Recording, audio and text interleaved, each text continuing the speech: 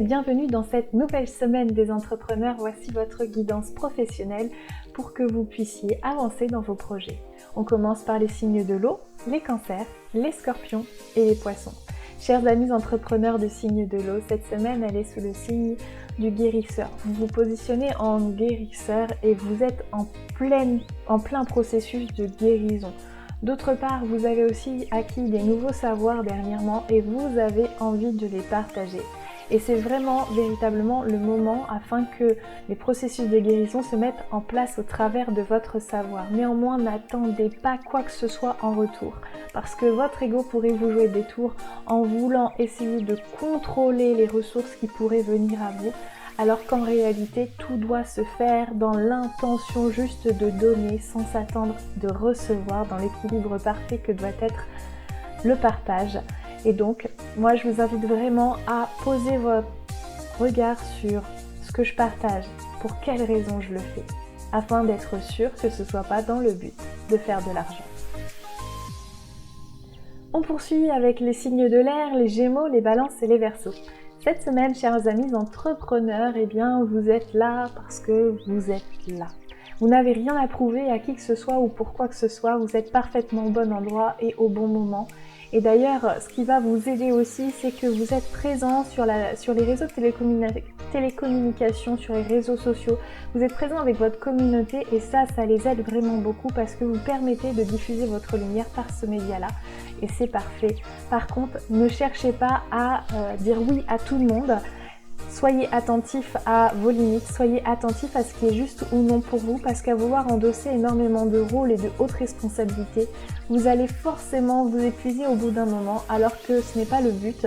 Le but, c'est vraiment que vous preniez du temps aussi pour vous, pour prendre soin de vous, afin d'avoir l'énergie nécessaire de pouvoir aider les autres. Donc, on commence par ça et ensuite par les autres. Donc faites attention du coup, si vous sentez que vous êtes trop sollicité, de voir la justesse de l'aide que vous apportez aux autres.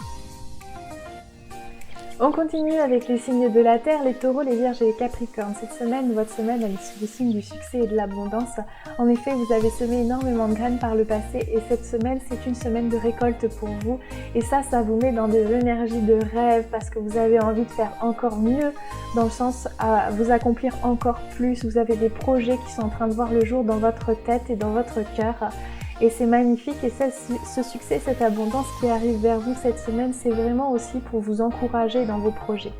Néanmoins, faites attention au travail avec des partenaires parce que c'est pas tout le temps juste pour vous.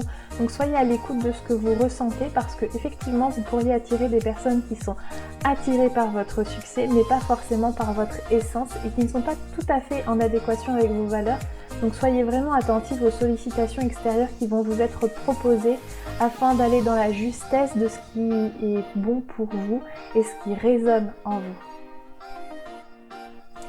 Et on termine par les signes du feu, les béliers, les lions et les sagittaires. Chers amis, cette semaine, ça va vous demander de l'effort. Vous allez mettre énormément de choses en mouvement et en action, des choses qui vous demandent de sortir de votre zone de confort et qui ne sont pas forcément extraordinaires, mais qui sont nécessaires pour votre épanouissement. Vous allez avoir notamment aussi une capacité assez importante cette semaine pour avancer dans les démarches administratives et les démarches écrites. C'est ce qui va vous permettre peut-être de signer de nouveaux contrats ou peut-être de voir des choses de côté un peu plus légal et tout ça. Mais c'est des choses que vous remettiez depuis un certain temps de côté et là vous sentez que l'élan est là pour pouvoir le faire et pour pouvoir avancer sur ces choses qui restaient en suspens depuis quelques temps. Néanmoins, faites attention à la confusion qui peut venir parfois en vous demandant est-ce que c'est le bon chemin, est-ce que j'ai fait le bon choix, est-ce que c'est quelque chose qui est juste pour moi, etc. Parce que en fait ça vous met des freins tout simplement. Et on dit souvent du doute qu'il faut veiller en fait à ce qu'il nous porte toujours de l'avant et pas qu'il nous ramène en arrière. Donc veillez en fait à ce que cette période de confusion vous apporte des révélations plutôt que vous freine en arrière. Je vous souhaite à tous et à toutes une excellente semaine, que votre entreprise s'illumine et rayonne. Et je vous dis à très bientôt la semaine prochaine donc pour une nouvelle vidéo.